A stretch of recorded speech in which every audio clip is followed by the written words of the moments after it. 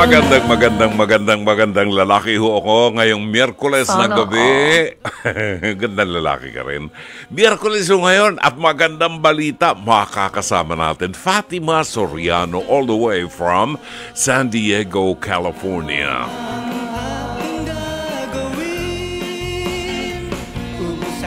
Yon. Ngayon po ay September 4. Aba, reminder lang po natin ho.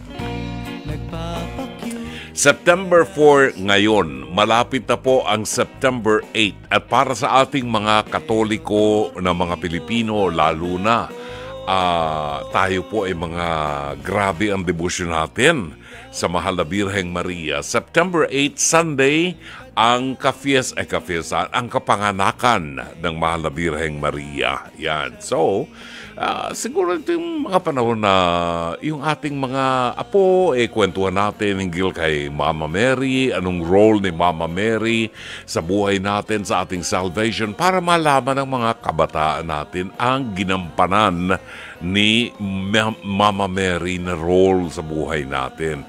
Para sa ganoon, mapasalamatan din siya sa mga panahon katulad ng kanyang birthday, ang kanyang pagsilang September 8. Ayan. At since September 8 will fall on a Sunday, hindi po pwedeng galawin yun. Yung Sunday is always the day of the Lord. So, posible sa ibang mga parokya, ilipat yan sa Sabado or sa Lunes ang selebrasyon.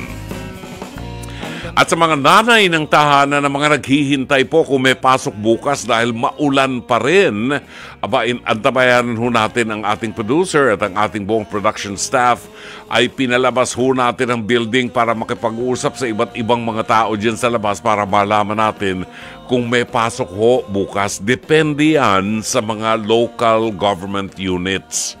Yon, depende yan sa mga local government units. So, baka may mga nakikinig na mga mayor, mga city administrator, mga chubachenes dyan, executive assistant ng mga mayors, AD camp o whatever, pwede ko kayong tumawag sa aming himpilan para malaman ho namin kung kayo po ay magsususpend ng classes sa inyong lungsod or sa inyong munisipalidad. Okay? Ang bilang ko ng ating telepono ay 863-15788 at 863-16674. Yan ho ang linya ng ating telepono. Bigyan natin ng pagkakataon para malaman ng maaga ng mga magulang kung may pasok bukas. Okay? Nang sa gayon, ang mga bata naman hindi naman hugisingin ng maaga at bayaan mo na matulog ang mga bata. Alright? Kung meron kayong iluluto na babaunin, malaman nyo ngayon pa lamang. Bakit ka naman kasi kung kailan mga banda alas 5, alas 6 ng umaga, tsaka nag-a-announce Tayo po ay napapakinggan sa 92.3 Radyo 5 True FM sa buong Mega Manila. At kasabay napapanood at napapakinggan po sa Facebook page ng 92.3 True FM. Pakishare din po ang ating live stream ng ating episode ngayong gabi. At syempre mga kapatid, i-follow, like, and share ang ating social media accounts. Ito po ay at Radyo 5 True FM sa X, formerly Twitter, Threads, Instagram, Facebook, at TikTok. And don't forget to subscribe sa Radio 5 True FM YouTube channel. Para naman po sa mga nais maging bahagi ng ating programa at makibahagi ng kanilang mga kwento ng buhay, kwento ng tagumpay, kwento ng pakikipaglaban at paghamon sa buhay, kwento at mga suliranin na inyong pinagdadaanan ngayon na gusto ninyong idulog sa ating programa, maaari po kayo magpadala ng mensahe sa Dr. Love Facebook Messenger. O dili kaya ay tumawag po sa ating hotlines sa 863-15788 at 863-16674. At sapagkat ngayong gabi ay Miyerkules, atin pong makakasama si Fatima Soriano para mapagnilayan po natin ang mabuting balita mamaya, pagkatapos ng news. In the meantime, puntahan na natin ang ating Pest to Pest, hirit ni Dr. Love episode ngayong gabi. Ito po ay bahagi ng itinanghal kaninang umaga sa Face-to-Face sa TV5 mula Lunes hanggang Biyernes alas 10:15 hanggang alas 11:15 ng umaga. At may replays po ito sa Signal TV 1PH Channel 1 mula alas 8 hanggang alas 9 ng gabi.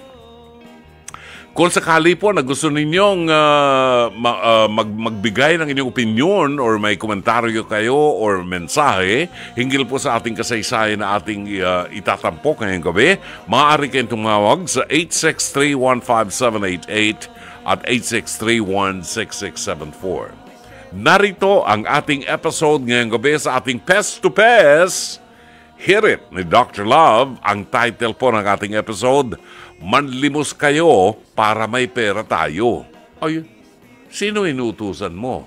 Mga bata ba inuutusan mo? Hindi yata ayos yan. Yung mga bata dapat pinag-aaral natin. Yung mga bata hindi natin kinakalakal para manlimos, para magkapera tayo.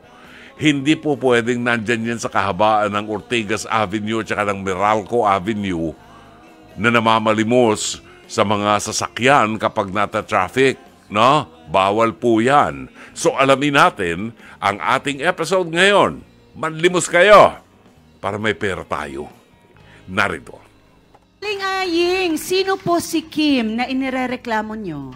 Ano po yun? Kinakasama po ng anak ko. Yung kinakasama ng anak ninyo. Bakit? Anong problema? Kasi po yan, yung apo ko po yun eh. Pinagsusobre niya. Ito ba ang pinag-uusapan nating pinagsusobre? Ito yung mga batang namamalimos sa lansangan na may daladalang sobre. Opo. Sobre lang po. Meron bang nakasulat sa labas ng sobre? Meron po, konting tulong lang po, gano'n. Mga ganon. Sila lang nagsulat nun. Sila lang. So yung mga apo mo, iilang taon ito na tinuturo ang magmamalimos? Mga na po, 1 taon na po rin. 1 taon nang namamalimos. Ilan silang apo mo? 3 po. 3. Ilang taon tong 3 apo? Yung isa po, malaki na, 13 anos. 13. Tapos yung isa, 10. 10 at saka 7. 8. O kasi may ganun yan yung mga edad na ganyan.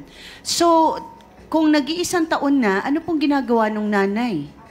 Ang nag-uutos ay yung kinakasama. Nag-aaway po sila palagi. Nag-aaway po. Nag-aaway sila ng anak mo na nanay ng mga apo mo. Aha.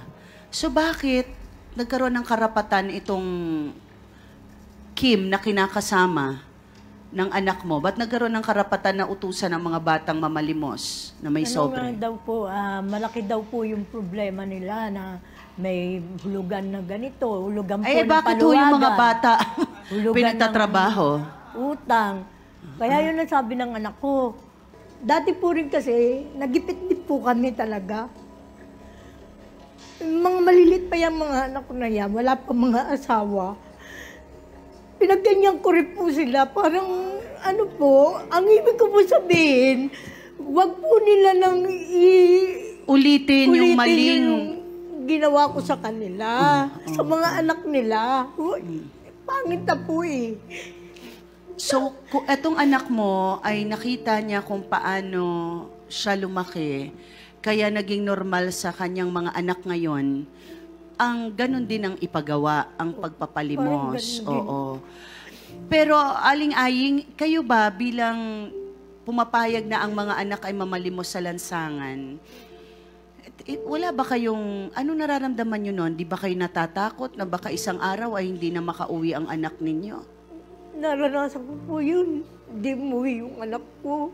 Pinost po namin lahat yun para mahanap ko. Yung bunso ko po yun. Malaki na po, makita ko, nag-post kami sa mga computer, Facebook po, lahat yun.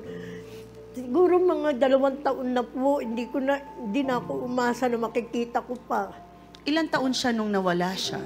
Na po yun din, 10 years old. 10 years old. Tapos nung makita ko siya. Tapos after 2 years, siya ka mumuling nakita.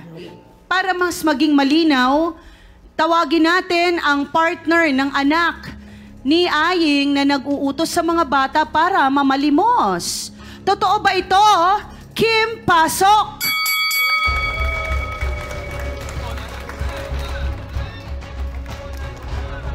Ang kapal ng mukha mo, Kim! Ang kapal ng mukha mo! Kaya alam niya, Nay, ko kagustuhan, mamalimos yung mga apo mo. Anak mo may kagustuhan Hindi, niya. kung kagustuhan na nila, pwede yung pagbawalan yun, di ba? Tanungan ko sa'yo, totoo bang inuutusan mo ang mga apo ni Aying para mamalimos? Di naman. Ito ay mga anak ng kinakasama mo na Opo. anak ni Nanay Aying, ha? Ano ba ang katotohanan dito? Ano po, hindi naman po araw-araw po inuutusan. Kung baga, Sabado, Bernes, yung inaano po nila, pag computer, pinakakain din po nila. Pero hindi naman po araw-araw. Hindi araw-araw inuutusan, pero alam mo, aware ka na bawal yon, ha? Opo, alam ko po. Bawal mong utusan ang mga batang mamalimos. Saan napupunta ang pera? Pera din po nila. Sa kanila rin po napupunta. Sa kanila napupunta. Sige, at sinasabi mo yan, totoo ba yan, Ate Aying, Nanay Aying? Hindi po. Pinangulog niya ng utang. Natapos po yung utang niya dahil sa mga apo ko. Totoo ba to, Kim? Ilang taon na ba kayo nagsasama ng anak ni Aling 5 Aying? years na po. 5 taon. So, ikaw na rin ang parang tumayong magulang. Anong dahilan bakit inuutusan nyo? Eto, totoo ba na dahil may mga utang kayong Ay, dapat hindi po. bayaran? Ako po nagtatawag po, dispatcher po, sa ano, na-start po ng utang ako po nagbabayad. Hindi naman po porket nag-ano po yung mga bata, kanila po kinukuha Hindi yung nyo ba inisip na pigilan yung mga bata o wag silang... Nag-aaral ba sila? Opo, nag-aaral po. O kung nag-aaral, bakit may ganitong on the side na pamamalimos? Hindi ko naman po kagustuhan yung nanay. Yung Hindi nanay mo- po nila. Ang nanay nila may Opo. gusto. Aling Aying, ang anak din daw ninyo ang may kagustuhan. Kasi para sa akin, partner lang to. Di nga to yung... Dalawa po nga sila. Pero yung anak ninyo ang talagang may kagustuhan. Opo. Pinagsasabihan ko po yan na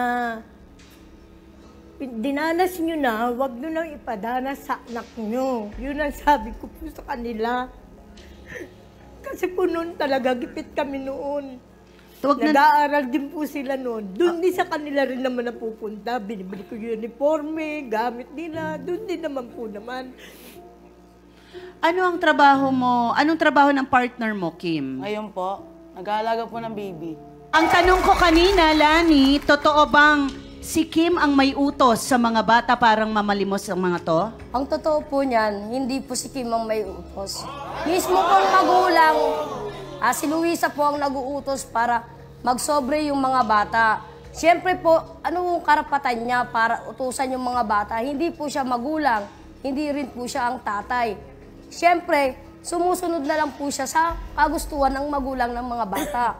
Na si... Na si Luisa ang si masunod. Luisa. Okay, so ano bang, kaano-ano ba kayo? Magkaibigan kayo? Magkaibigan kami ni Kim, so ako yung tsahin ng mga bata. So, pinakanoan ko lang yung... Tsahin kumbaga, ka? Bakit kaano-ano ka ni Luisa o ni Aling Aying? yung dating kalibin partner ni Luisa is pamangkin ko. Okay. Ngayon, so, ang sinasabi mo, si Kim ay wala na lang magawa. Pero Wala na ang po siyang nanay magawa talaga... dahil gawa sa kagustuhan ng nanay niya.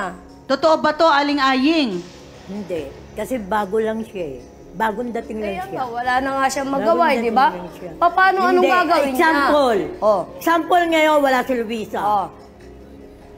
Di ba pinagpapalimos niya? Hindi niya pinagpapalimos. Minsan niyang Pinagpapalimos yun. niya, Lani. Isang beses. Nagtatawag siya. Pinagpapalimos niya. Nagtatawag siya. Hindi siya papalimos. Kaya ka nagagalit. Alam mo kung bakit? talaga. Dahil hindi ka nabibigyan ni na Luisa. Yun ang totoo doon. Bakit ako bibigyan ni Luisa? Oh, bakit? Meron Diba? akong ano? Madahil mahilig ka sa bingwan. Meron na nabuhay Oh. asawa ko. Mahilig ka Hindi sa ako bingwan. pumunta Kaya doon. hindi ka nila nabibigyan ng pera. Yun ang totoo doon. Tanungin natin si Kim. Kim, totoo ba ang mga naririnig namin na si Nanay Aying ay medyo nagtatampo lang o kaya nagagalit Pag hindi po siya binibigyan, Pag hindi siya binibigyan, bakit? Yan pala naman eh. Mahilig siya magbingo, so may sugal. Totoo ba to, Aling Aying? Opo. Kayo Kami po ay naman po ako doon. Okay. Matagal na kayong nagbibingo o nagsusugal? Opo. Pero natigil na po ako ngayong mga ano na. Kahapon. Mabait ako ngayon kasi nandito si sister, hindi kagaya ng dati. Ang buhay po natin sa daigdig bilang mga sibilisadong tao ay umiinog sa values. Values. Ito po ay natututuhan natin una sa bahay. Pagkatapos, pag ang mga bata ay pwede nang pumasok sa eskwelahan, itinuturo ang values sa eskwelahan. Sa simbahan din, itinuturo din ang values kung paano mamuhay ng may takot sa Diyos at may pagrespeto sa kapwa. Yan po ang civilized society. Unahin ko si Aling Aying. Aling Aying, ang anak po ninyo ay 7. Saan po? Buhay pa po si Mister? Opo. Buhay pa. Ano po pang trabaho niya? Dati po wala. Oo. Kaya po yung mga anak ko. Ang namamalimos. Okay. Now, nagagalit kayo, Aling Aying, sa katayuan ng inyong mga apo na pinamamalimos nitong quote and unquote, pinamamalimos daw ni Kim at saka ng anak ninyo. Di ba? Nakakaawa ang mga bata. 13, 10, 8 years old. Imbis na nag-aaral ay namamalimos. 7 ang inyong anak na pinamalimos, Aling Aying. Ngayon naghuhugas ka ng kamay? Papapaniwalain mo ko na nagagalit ka dahil ang mga apo mo ay pinamamalimos ngayon? Convince me. Papaniwalain mo ko. Kung itong 7 anak mo ay lumaki sa kalsada, anong values ang makukuha sa kalsada? Ang mga apo mo ngayon lumalaban na sa tiyahin. Magtataka ba ako?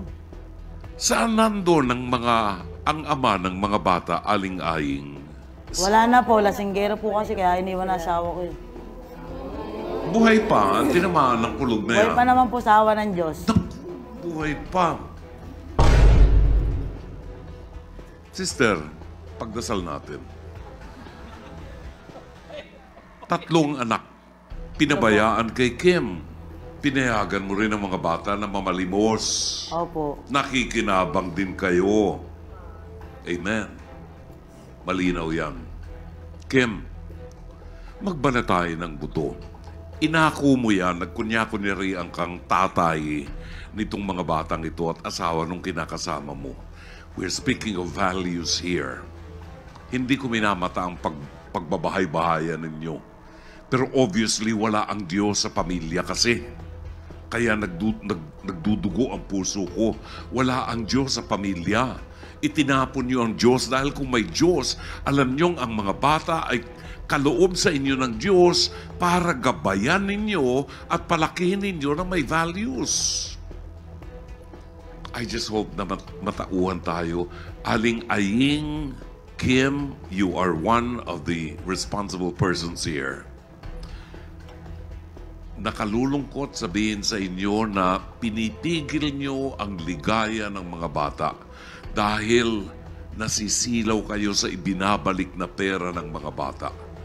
The rest of the problems, legal and otherwise, si attorney magpapaliwanag sa inyo. Sa akin lamang yung spiritual and moral values of this case na maibalik natin.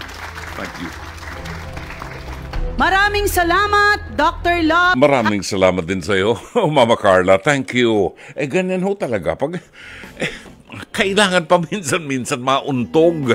Kailangan pa minsan-minsan babatukan para ho nagigising sa katotohanan. Tingnan mo nga naman, saan tayo kukuha ng values niyan? Yung kinakasama nitong si Kim, 3 ang anak. Hindi ko alam kung iba-iba ang ama. Pero humiwalay na doon sa lalaki. Hindi ko rin alam kung kasal siya o naanakan lang siya. Ngayon naman nakikisama naman dito kay Kim na nagkukunwari ang lalaki siya ang tatay, pero pinapayagan din niya na mamalimos yung mga bata. Punto dito, yung mga bata dapat nag-enjoy sa buhay nila at hindi tungkulin ng mga bata na mamalimos ng pera para may pang-bingo ang kanilang lola. Sus, Ginoo! Tatanda na natin. Gusto niyo ng bisyo, maghanap buhay kayo. Kung sakali po na meron kayong opinion, nagkumukulo ang dugo nyo, nagbubula ang bibig nyo sa galit, maaari po kayo magpadala ng inyong mensahe sa ating programa, Dr. Love Facebook Messenger, o dili kaya po ay mag-comment sa ating live stream, or wag na kayong tumawag kasi meron kaming Fatima Sorianong guest mamaya. Babalik ang programang Dr. Love, ganap ng alas 10:01 ng gabi. Jose Feliciano at ang awiting Feliz Navidad. 10 minuto makalipas ang alas 10 ng gabi bago natin kunin si Fatima Soriano at ihatid sa inyo ang mabuting balita sa araw na ito. Narito ang reaksyon ng ating mga tagapakinig. Si Gigi Alindogan, unang-unang nag-text, siguro mainit ng ulo nito ngayon. Sabi ni Gigi Alindogan, hindi ba po dapat pumapasok ang DSWD dyan sa mga kasong katulad niyan? Dapat nga kasi pumapasok ang DSWD sa mga kasong katulad niyan. Sabihin mo yan sa DSWD dahil araw-araw pag ako'y dumadaan dyan sa kanto ng Ortigas at saka ng Meralco Avenue, ang dami ko pa rin nakikita mga batang namamalimos dyan.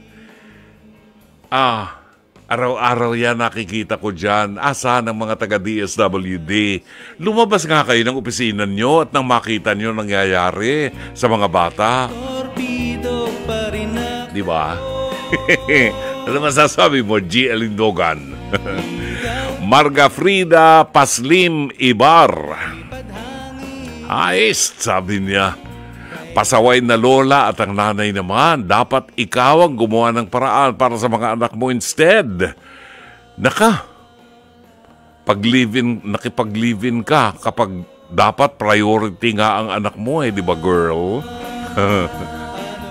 Priority ang anak, in love siya, di ba?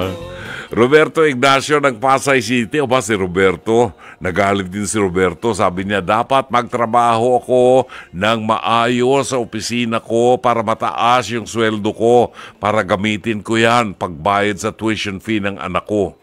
Yun. Miski hindi sa opisina, di ba? Miski, ang dami. Pwede naman mga lakal. Hindi naman masama yun.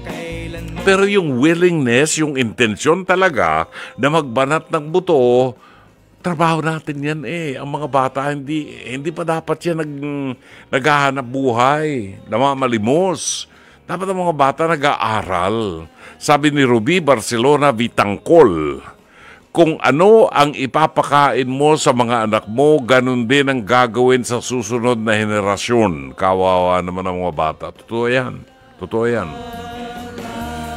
Yung mga gumagawa ng mga immoral, gumagawa ng mga kawalanghiyaan, mga pagnanakaw, mga paggamit sa pondo ng bayan, nanakawin nila, papakain sa mga anak nila, sa pamilya nila. Pag nagsilalaki ang mga batang yan, susundan ang mga yapak nyo. Nakikita natin ngayon yan di ba? Magtuturo pa ba ako? Gusto nyo ba ako magturo? Asya, sige. 14 na minuto makalipas ang alas 10 ng gabi, wag na nating pakantahin si Fatima Soriano. Mag-intro na tayo para sa ating mabuting balita ng Panginoon sa araw na ito. Pagkain pang-spiritual. Mga salita ng Diyos na nag-iiwan ng pag-asa, kapanatagan at kapayapaan. Pagkain pang-spiritual. Hango sa bagong tipan ng banal na aklat. Pagkain pang-spiritual. Narito ang ating pagkain pang-spiritual sa araw na ito ng Miyerkules, ika-4 ng buwan ng Setyembre.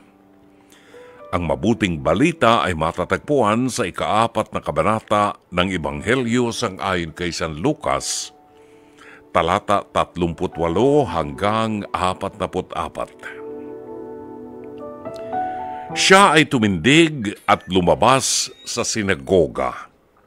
Siya ay pumasok sa bahay ni Simon. Ang biyanang babae ni Simon ay pinahihirapan ng mataas na lagnat. Hiniling nila kay Jesus na pagalingin siya. Tumayo si Jesus sa tabi niya at sinaway ang lagnat at ito ay nawala. Kapag daka, siya ay bumangon at pinaglingkuran si Jesus. Nang papalubog na ang araw, dinala nila kay Jesus ang mga taong may iba't ibang karamdaman. Ipinatong niya ang kanyang mga kamay sa bawat isa sa kanila at pinagaling sila.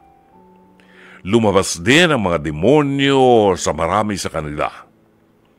Ang mga demonyo ay sumisigaw at nagsasabi, "Ikaw ang Mesiyas, ang anak ng Diyos." Sila ay sinaway niya at hindi pinagsalita dahil alam nila na siya ang Mesiyas. Kinaumagahan, siya ay umalis at pumunta sa ilang nadako. Hinanap siya ng mga tao at lumapit sila sa kanya. Nang sila ay makalapit sa kanya, pinigilan nila siyang umalis. Ngunit sinabi niya sa kanila, kinakailangang ipangharal ko rin sa ibang mga lungsod ang ebanghelyo patungkol sa paghahari ng Diyos. Ito ang dahilan kung bakit ako isinugo. Siya ay nangaral sa mga sinagoga sa Galilea. Giliw na mga kapatid, ang mabuting balita ng Panginoon. Pagkain pang-spiritual.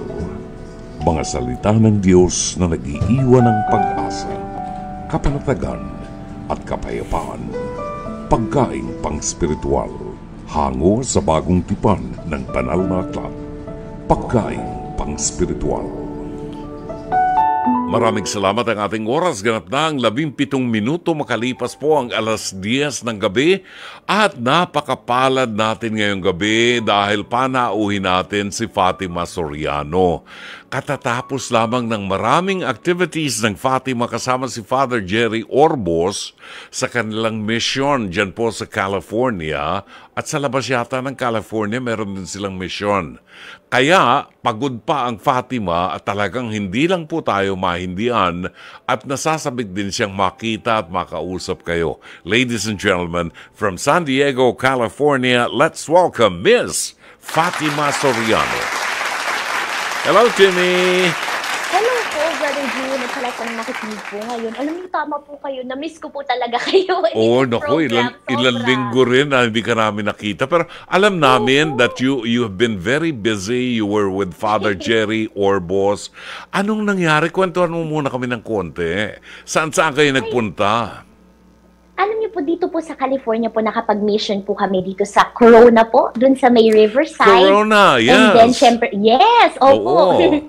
And nagpunta po kami dun sa St. Matthew's Church po. Dun po nakapag-misa si Father Jerry. Brother June, talagang ang dami pong tao. Siguro mga, sabi po nila, 1,200 po yung tao na nagpunta doon. Oo. Yes, and praise God. We are so blessed at kasama natin dun si Father Jerry. And then, dito po sa San Diego, nakapag-misa rin po siya dito sa aming parish, sa St. Mary's Church and sa Church of the Resurrection, dito po sa may Escondido naman sa California. And yun po, nakakatuwa nakapag-mission tayo dito talaga sa kahit dito sa California po. And then, he went on straight to Chicago po.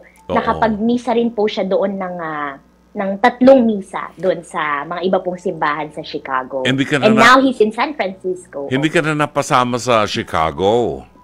Hindi na po, dapat po kasama kami. Kaso po, the weekend before we were supposed to leave, meron pong dumating sa aming letter na meron po akong napakahalagang appointment po regarding my yung sa akin pong medical and disability options and that. So, ito pong mga ganito ay, nakalagay po talaga dun sa sulat na unfortunately, hindi siya pwedeng i-reschedule, hindi siya pwedeng i-cancel. Oo. Opo. So, we have Understandable to naman. prioritize that. Understandable Ay, naman opo. yan. Understandable naman at alam ng Panginoon Yes. yan, di ba? Ay, opo, totoo po. Kilala ng Panginoon ng Fatima na talagang ang buhay niya, iaalay niya sa Diyos. At, meron laban talaga mga pagkakataon na, hindi natin matanggihan dahil kailangan din yan, di ba? Opo, Well, tama. anyway. Baka hindi pa po ngayon ang panahon, pero who knows in the future po, syempre. Pag Exactly. tinawag tayo ni Lord doon, di ba, pupunta tayo. Yes. We are very glad na nakasama ka namin ngayon. Pero tulungan mo kami dahil maganda ang ebanghelyo ngayon. Opo. Kanina, iniisip ko ito, pinag-aaralan ko kanina, was doing some reflections kanina. Sabi ko, nagsimula ang ebanghelyo ngayon doon sa tinatawag nating the town of Jesus. Sa Holy Land, Capernaum, no? Sa Capernaum. Kasi meron doong isang sinagoga, ang tawag doon ay White Synagogue, na just across the house of St. Peter. Yan. Malapit lang po talaga siya. Oo, malapit lang. Lalakarin mo lang. At siyempre, doon sa mga lugar na yan, ang Panginoon, palagi siya sa synagogue nagpupunta para nakakasama sa services, nagpapaliwanag, nagpapahayag ng mabuting balita, nagtuturo. And then may nagbulong sa kanya, sabi niya, Maestro, ito ang dahilan kung bakit nagkasamaan sila ng loob ni St. Peter. Oo, si Jesus. Nagkasamaan sila ng loob.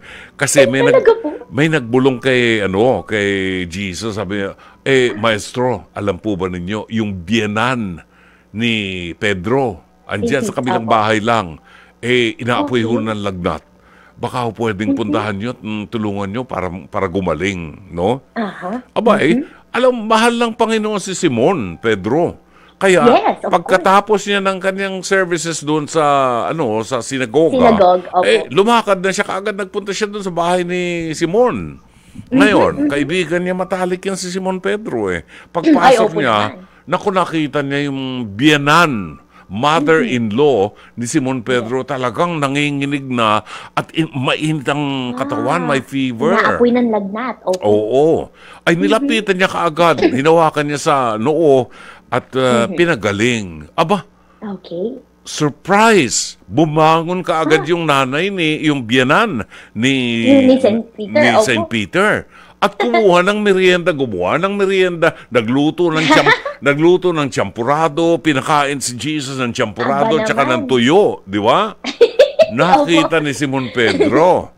Nilapitan niya si Jesus, binulungan niya. Maestro, ano pong sabi? Bakit ka naman ganyan? Ano bang ginawa ko sa iyong masama? Ginaganyan mo ko. Sabi ni Jesus, bakit? Anong problema? Yung biyanang ko, nilalagnat na nga, may sakit na nga, ba't pinagaling mo pa? Sabi, di ba? Alam mo naman talaga. Kaya pala nagkasamaan ng loob. Tagal ko nang pinagdadasal na magkasakit yan Bakit naman kailangan puntahan pa nga naman? Kasi gumagaling sa kanyang touch. Lilinawin lang po namin ni Fatima, kwentong barbero po yan, ho? Yes, exactly. Pero, doon sa lugar na yan, sa Capernaum, yan ang pinupuntahan namin ni Fatima pagka nagpupunta sa Holy Land. In other words, meron din na mga diablo, mga napoposes, ang mga masasamang espiritu na pinapagaling ng Panginoon. Kaya, merong bahagi dito na sumigaw yung mga demonyo na nagpoposes doon sa mga tao. At ang sabi ng demonyo, alam namin, ikaw ang Mesiyas, ikaw ang anak ng Diyos. Pero sinaway sila ni Jesus. Alam ng demonyo, di ba? Pero ngayon, meron akong nalalaman na ibang mga kulto dito sa Pilipinas na nagsasabi na ang Panginoong Hesukristo ay hindi Diyos. Ganon. Oo. Kaya nagtataka naman ako. Yung mga demonyo nga, sinasabing anak ng Diyos yan. Banal yan. Di ba? Bakit tayong tao, ang tibay ng ating kalooban na masabi natin na hindi natin talaga matanggap si Jesus, bilang Diyos at tagapagligtas natin.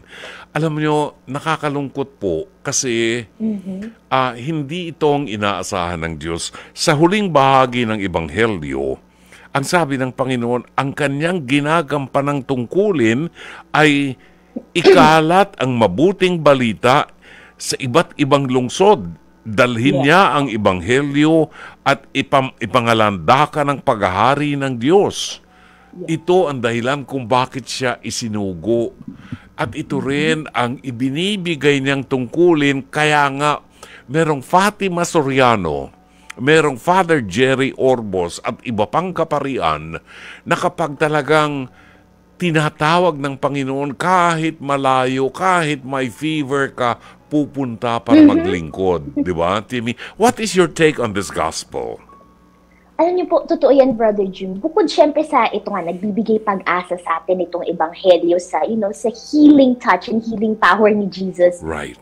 Tama po kung pati ang mga demonyo, ang masasamang espiritu, ay nakikilala siyang Diyos. Kaya nga, sila napalalayas ni Jesus tayo pa kaya, alam niyo po, ang hindi ko maintindihan talaga, tama po kayo na, mayroong mga tao na kayang, tawag nila siguro, manalangin, ganun. Pero wala sa panalangin ang pangalan ni Jesus, ang pangalan ni Jesucristo bilang Diyos. Gayong tayo, Brother June, alam natin ang kapangyarihan ng pangalan ni Jesus, right, diba? Right. Kaya nga, diba? Kasi nga nare-recognize siya kahit ng mga evil spirits, isang sabi mo pa lang ng pangalan ni Jesus, nanginginig na sila, natatakot na sila. Totoo. So talagang we have to rely on that power at huwag tayong magpapatinag kasi kahit sila na i-claim po nila sa kanilang mga ibang paniniwala na hindi Diyos si Jesus, hindi siya ang tatawagin natin, hindi siya ang sugo, up to that point na hindi siya yung ipinadala ng Diyos Ama. Huwag tayong papatinag kasi alam natin ang kayang gawin ng makapangyarihang pangalan ni Jesucristo. At saka, tama po, sino pa ba nga naman ang ipinadala ng Diyos Ama kundi siya? Nakikita natin ang display ng kanyang ng kapangyarihan ng Diyos na ipinagkaloob din sa kanya dito po sa kanyang mga hinihilom na tao, mga pinapalayas na demonyo. Kaya alam natin na siya ang pinadala talaga. Hindi tayo, hindi ang iba, wala sa atin ng Diyos. Siya po talaga lamang ang may kapangyarihan para makapagpagaling, para makapagpakayas ng masamang espiritu, para baguhin ang buhay ng bawat isa. So let's rely on that and let's believe na ipahayag din natin na oo nga, wala nang ibang Diyos. Siya lang talaga. Nasa kanya ang kapangyarihan, nasa kanya talaga ang pangalan na siyang magbabago ng lahat. At bilang mga bautismadong mga Kristiyano, tungkulin din natin na ikalat ang mabuting balita saan man tayo naroroon. Tama. Sa uri ng ating pamumuhay, sa uri ng ating pagsasalita, ay kinakailangang sumalarawan ang imahen ng Panginoon, di ba? Now, Timmy, naalala ko lang, ito katatapos lang ni Father Jerry Orbos, kayo, iba-ibang lugar sa California ang pinuntahan nyo dahil meron kayong healing mass, di ba? Healing mass kung tawagin. Maraming mga nagtatanong, sabi nila, gusto namin umattend kay Father Jerry Orbos kasi he is a healing priest, di ba? Ang katotohanan po niyan, wag po nating iinog ang mundo kay Father Jerry Orbos o kaninong pare. And I'm sure si Father Jerry hindi po papayag na itaas niyo siya sa pedestal. No? Sinasabi ni Father Jerry, lahat ng misa ay misang nakagagaling. Healing mass. No? Sapagkat nandiyan ang presensya ng Panginoon at lahat ng kapangyarihan ay nandiyan. Kung nakapagpapaalis ng demonyo ang Panginoon, kung nakapagpapagaling ang Panginoon diyan sa misa, bigyan natin ng diin ito, Timmy, no? Sa mga nagsisimba. Ay, opo. Yung kahalagahan ng misa. Salamat po sa pagbanggit niya, no? Opo, salamat sa pagbanggit niyan, Brother June. Kasi maniniwala po talaga kayo. Si Father Jerry will be the first person to tell you na yan ang katotohanan. Alam niyo, hindi niya po pinoproklama ang sarili niya bilang isang, quote, healing priest. Hindi siya nagpupunta sa isang lugar para sabihin yun. In fact, pagkatapos po ng misa, hindi siya yung, ililay hands ka niya, kung anong mangyari dyan na, alam niyo, masislain ka ba or whatever. He just blesses you and then gives you the scapular, and if you want, he'll sign his book for you. Oo. Yun lamang. Pero lagi niyang sinasabi, at sinasabi rin nga po ng aming mga ibang kaparian dito, nung inumpisa namin pong i-organize ang mga misa dito ni Father Jerry, I think last year, ang sabi niya, sa totoo lang, hindi natin kailangan tawagin healing mass, yung mass, as if it is a different mass bukod dun sa mga ibang misa natin. Kasi, di ba po, lahat ng misa, dahil nandyan ang banal na Eucharistia, yes, ay lahat ng yun ay healing mass. Nothing special dito. Yes. Lahat yun ay special na, hindi po ba? Oo, tama. Pag pumunta ka doon, dahil si Jesus ang iyong kaharap, siya ang iyong, mamaya pag sumubo ka ng ostia, you will consume Him.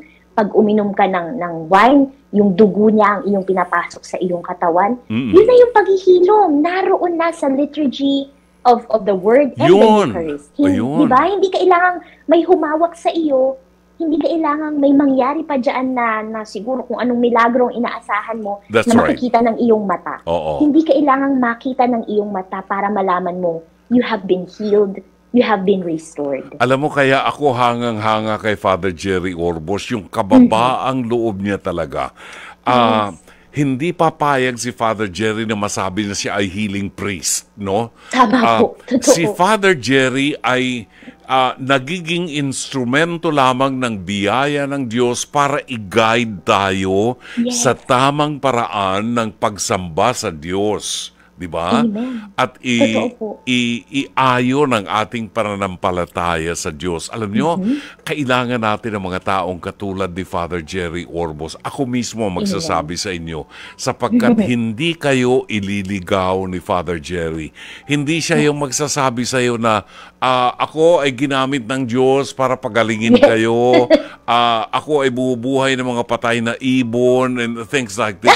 Kasi meron akong pare nakita ganyan. Oo, sinasabi niya yon na bumubuhay siya ng patay na ibon. Sabi ko, oops, teka, naluma ang Father Jerry Orbos dito.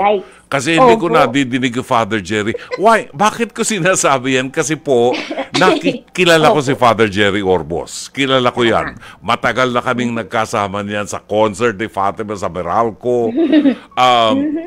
Napaka-humble na tao. Napaka-humble na tao. Talagang when you say Catholic faith, Father Jerry Orbos is an icon. At yan po ang nakuha namin ni Fatima. Buhat kay Father Jerry Orbos, nalaman namin ang purpose ng aming buhay na magkalat ng mabuting balita saan man nandoon. Am I right, Fatima? Tama po kayo, Brother June. And pinag-uusapan po natin kanina yung pagsasalarawan ng buhay, no, na kay Jesus, you know, sinasalarawan mo yung si Jesus sa iyong buhay. Yes. Si Father Jerry po ang, I think, one of the epitomes of that. Talagang makikita mo sa kanyang pananalita, sa kanyang ugali, sa kanyang pakikitungo sa mga tao, at sa kanyang pag-ministry, di ba po? Na ganun ang ginagawa niya. Nakikita mo si Jesus sa kanyang buhay. And I think it'll be wise for us na hanapin natin, no, yung mga hindi lang kaparian, kundi pati mga laiko, mga tao pwede natin sundan, whom we can look up to, na talagang isinasalarawan ang si Jesus sa kanilang buhay. Hindi yung tumuturo sa kanilang sarili na, ako'y pakinggan ninyo, ako'y paniwalaan ninyo, hindi po ba? Kundi, eto si Jesus. Yung ang binabanggit ng kanilang mga bibig ay si Jesus, ang itinuturo nila ay si God, ang si Blessed Mother, lahat ng iyon, hindi yung ituturo mo ang iyong sarili. So I think, humility talaga po, yung napaka-importanting. If we're ever confused kung sinong pakikinggan natin, sino ang susundin natin ng mga pagtuturo, kung sino man ang nagtuturo ng pagpapakumbaba at ng tunay na pagsunod at pagsasalarawan kay Jesus sa kanilang buhay. I think pagkatulad ni Father Jerry, yung mga pakikinggan natin ngayon, na ganun, tama po kayo. We will never be led astray talaga. Yes, I believe. Timmy, can you lead us in prayer para ma-realize din namin yung pangangailangan namin ng mga taong katulad ng isinugo ng Panginoon, katulad ni Father Jerry, at saka yung ibang mga kaparian, ibang mga madre, mga consecrated people, na makita namin sa kanila ang larawan ng Diyos, nang sa gayon mag-reflect din sa aming buhay na mga laiko na kapag kami nakikisalamuha sa iba, sa aming mga kakilala, sa aming kaibigan, ay makita rin ng Diyos sa aming pagkatao. Ang makita ng tao ang larawan ng Diyos sa aming pagkatao. Can you lead us in this prayer, Timmy? Yes po, Brother June. In the name of the Father, and of the Son, and of the Holy Spirit. Amen. Lord Jesus, maraming salamat po sa inyong mga salita, sa inyong mga pangaral at gawa sa aming buhay. Sa patuloy po na paggabay sa amin at pagmamahal sa amin. We thank you because each and every day, whether we realize it or not, we encounter you and we feel your love. Lord, kami po ay nakatira sa isang mundo kung saan napakarami pong ingay. Kami po'y nalilito, kami po'y nagtataka, marami kaming tanong sa aming mga puso na hindi po lahat ay nabibigyan ng kasagutan. Kung minsan po sa dami ng aming naririnig at nakikita, hindi na rin po namin alam kung sinong aming pakikinggan at susundin. Lord, please help us and grant us your wisdom and grant us people who live the lives that show and reflect who you are. Nawa po'y mabigyan kami at makita namin at matutunang pakinggan ang mga tao na ipinoproklama ang inyong salita. Itinuturo po ay kayo at ang inyong pagmamahal, hindi ang kanilang mga sarili. Na ang binibigyan ng kahalagahan ay ang inyong salita at ang inyong pangaral at ang inyong pagliligtas. Mga bagay na hindi mabibigay ng mundong ito. Hindi katulad ng pera o karangyaan o katanyagan. Lord, we need you. Often we are confused and we are lost. Kailangan po namin mapakinggan ng inyong tinig upang kami rin po sa aming mga buhay ay maiparinig at maipakita namin sa ibang tao ang inyong pagmamahal at ang inyong katauhan sa pamamagitan po ng aming salita at gawa at maging sa aming mga kaisipan at puso. We especially ask your help, dear Holy Spirit, to teach us and guide us in our everyday lives. Please come to us. Kailangan po namin kayo. We thank you, Lord Jesus. We thank you, Holy Spirit, for your wisdom. At salamat po, dear Mother Mary. Salamat aming mahal na ina sa inyo pong paggabay, pagiging halimbawa at pagmamahal sa amin. We trust in you, Lord Jesus, and we love you. Amen. Amen. Maraming salamat, Fatima. Iba talaga pag nandyan ka, parang may ilaw. Well, anyway, din po, Brother June. kung magkausap kayo ni Father Jerry, send my regards to him, ha? Ay, makakarating po, Brother June. Salamat po. Maraming salamat, Timmy, and I hope to see you again next week, and send my regards to the whole family. Ay, sa inyo rin pong pamilya, Brother June, please send our love and we pray for you always po. Thank next you. week po. Maraming salamat. We love you too. Thank you, Timmy. Atin pong nakasama si Miss Fatima Soriano all the way from San Diego, California. 38 minutes after 10 o'clock. Very inspiring Wednesday for us. Here is a beautiful song. I want you to listen to the words of the song. Maraming salamat po. Our time is 10:43. Nasa linya natin ngayon si Melvin Talier. Alamin natin, baka may maitutulong tayo kay Melvin. Melvin, magandang gabi and welcome to Dr. Love. Hello po, magandang gabi po. Hi Melvin. Ilang taon na si Melvin? 26 years old po. 26? Bali, yes po. May ano lang po ako. May gusto lang po kasi akong i-ano po sa inyo, ihingi ng tulong po. Bali sa pag-ere lang po nitong program nyo. Kasi gawa ng, yung po kasing lola ko po na taga Pililla Rizal, nawawala po kasi siya. Bali po, last seen po sa kanya is September 3, 2024 po. Ng 2 a.m. September 3 ng taong ito, nang huli siyang makita, alas 2 ng umaga.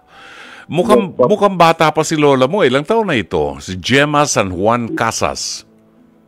Bali po, 58 years old po. Umalis po sa kanilang bahay po. Bali, ang suot niya po is ternong pula na bulaklakin. Okay, naka-duster. Yes po. Okay. Bali po, nag-send na rin po ako sa inyo ng picture po. Oo, nakikita ko yung picture ngayon si Gemma. Bakit siya umalis? Kasi masyadong 50-something years old na to. Wala pa itong dementia. Wala pa itong Bali, meron po kasi siyang depression po. May depression? Ngayon, yes po, may depression po kasi siya. Ngayon po, bali, hinahanap na po kasi siya ng mga anak niya po, mga kamag-anak ko po. Maghapon na po halos, Umalis ng bahay ng anong oras?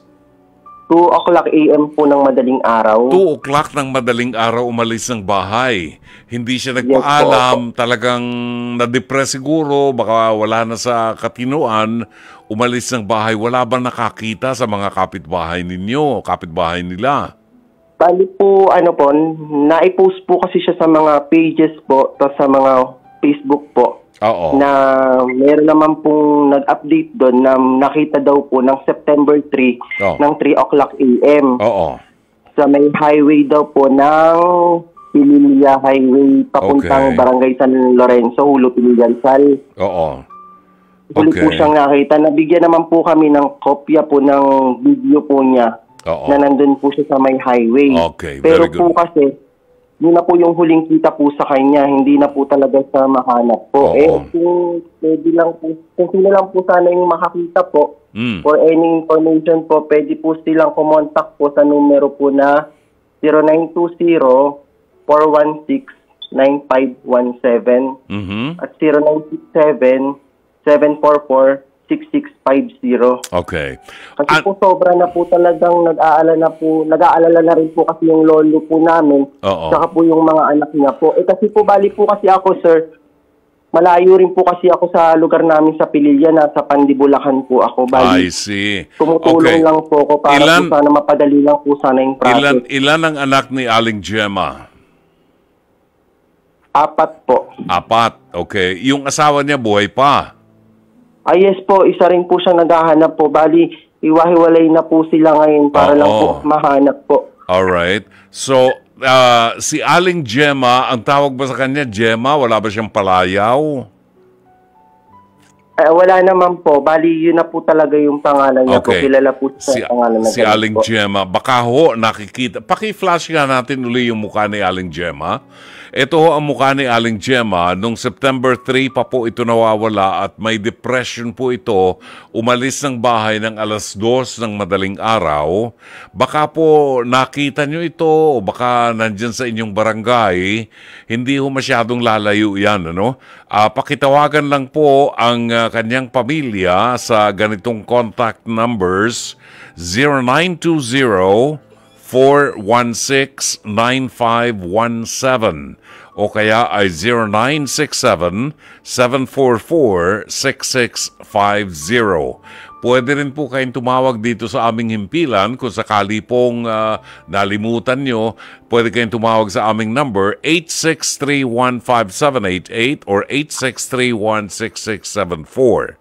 Kung meron pong nakakakilala kay Aling Gemma San Juan Casas, pakitawagan po ang kanyang mga kamag-anak para ho maibalik siya sa kanyang tahanan. Okay? Melvin, maraming salamat sa iyo, ha? Maraming salamat din po, sir. Baka nakikinig si Lola Gemma mo. Sige, manawagan ka sa kanya. Ay, kung nakikinig ka naman po ngayon, Lola Gemma, sana po umuwi na po kayo kasi hinahanap na po kayo ng mga anak niyo po, mga apo niyo po. Saka po ni Lola Cherry po, sana po nasa maayos naman po kayo sa anong kalagayan po. Okay. Nag-aalala na po sa inyo. Sana po umuwi na kayo. Okay. Maraming salamat, Melvin, ha? Thank you. Maraming salamat po. Thank you. Salamat. Okay, 10 minuto bago po mag-alas 11 ng gabi sa palatuntunang Dr. Love Radio Show. Maraming salamat kay Wilfred Sayo na nagpadala ng mensahe sa atin. Nanonood daw silang mag-asawa, si Mary Kizana Sayo at ang kanilang 2 anak na si Mark and Princess ng Negros Occidental. Good evening din kay Jason Santos, kay Juday Semero Gato, Amir Senya, Anelip, Nils, At Angelita Banataw na absent daw kagabi dahil nagpunta sa hospital. Kay Lanza Bilyon ng Sampaloc, Manila, Alani Hongko, Julieta Sukitan ng Cabiao, Nueva Ecija, Marvin Riabad ng North Caloocan, Susan Reyes Montinola ng San Pedro, Laguna, Celine ng Brussels, Belgium, ay buwabati ng magandang gabi. Pag-greet naman po mga pamangkin ko dyan sa San Pedro, Laguna, si Edward and Jules and Ellie, anak nila, and Sand and Ace with 2 cute babies, Icy and Dahlia. Maraming salamat.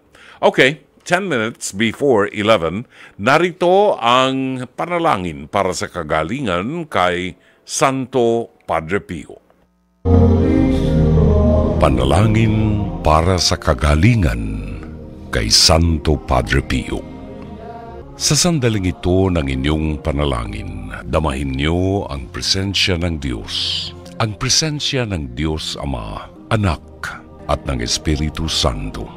Damahin niyo ang presensya ng Diyos Anak, ang bugtong na anak ng Diyos, nagkatawang tao tulad mo. Buksan ang iyong puso. Ilahad sa Diyos ang lahat ng iyong mga sugat, ang iyong mga pangangailangan at mga hinaing. Kasama ng iyong mga sugat sa puso, ng iyong mga pagdurusa at ng iyong mga pangangailangan. Ilarawan mo sa iyong isipan na ikaw ay nakatayo sa harap ni Padre Pio. Mahal kong Padre Pio, ngayon ay lumalapit ako sa iyo upang isama ang aking mga panalangin sa libu-libong mga panalangin na iniaalay sa iyo araw-araw ng mga taong nagmamahal at nagdedebosyon sa iyo sa buong daigdig. At dahil sa iyong pakikipagkaibigan sa Panginoon, dahil sa iyong pakikiisa sa nakapakong si Jesus, binibigyan niya kami ng kagalingan sa pamamagitan mo. Kaya ngayon ay hinihingi namin sa iyo ang kagalingan at kapatawaran. Jesus na nakapako, samantalang pinagninilayan namin ang mga sugat sa kamay, sa paa at sa tagiliran mo. Hindi lamang namin ginugunita ang dugo na tumagas sa iyong katawan sa gitna ng kirot, hapdi at pasakit. Amin ding pinagninilayan ang iyong ngiti at saya, at ang hindi nakikitang liwanag ng kabanalan at ang bango ng matamis at mga sariwang bulaklak na samyo ng kabanalan. Nakikiusap ako sa iyo na tulungan mo ako sa aking kahilingan at pangangailangan. Pansamantala tayong manahimik at banggitin ang ating mga kahilingan. At habang ipinakikiusap ninyo ang inyong mga kahilingan kay Padre Pio, mag-antanda kayo ng krus. Basbasan mo ako at ang mga mahal ko sa buhay sa ngalan ng Ama, ng Anak at ng Espiritu Santo. Amen. Panalangin kay Santo Padre Pio. O Diyos, ipinagkaloob mo kay Padre Pio ng Pietrelcina, isang paring Kaputsino, ang dakilang pribilehiyo na makibahagi sa natatanging paraan sa paghihirap ng iyong anak na si Jesus. Ipagkaloob mo sa kanyang pamamagitan na matanggap ko ang katugunan sa aking mga panalangin. Ngayon ay banggitin ninyo ang inyong mga kahilingan.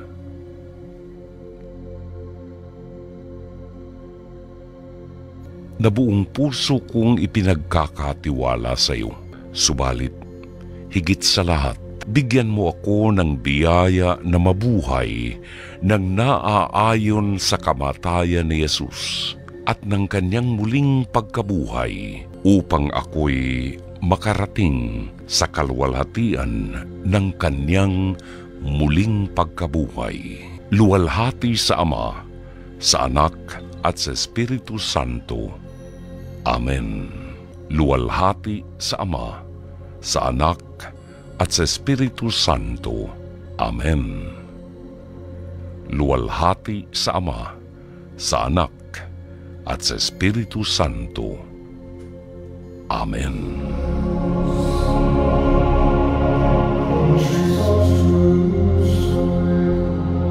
Maria, pansamantala, kami po ay magpapaalam at muling magbabalik sa araw ng bukas, alas 9:30 hanggang alas 11 ng gabi, dito po sa 92.3 Radio 5 True FM sa programang Dr. Love Radio Show. Sa ngalan po ng ating buong production staff, sa pamuno po ng ating General Manager ng Nation Broadcasting Corporation, Mr. Raul de la Cruz, sa ngalan ng ating Head of Programming and Production, Alvin Maanyo, ang ating Operations Manager, Ma'am Cherry Baile, ang ating producer, si Jake Backwood, Director Joey Perez, ang radio studio technician natin si Romer Tigas, ang ating ORAD operator Mike Santillan, at ang ating PA at avid operator Jairian Manipon. Ito po ang inyong lingkod, Brother June Banag, OP, pansamantalang nagpapaalam. Hanggang bukas muli, magandang gabi. Maraming salamat. Shalom Aleichem.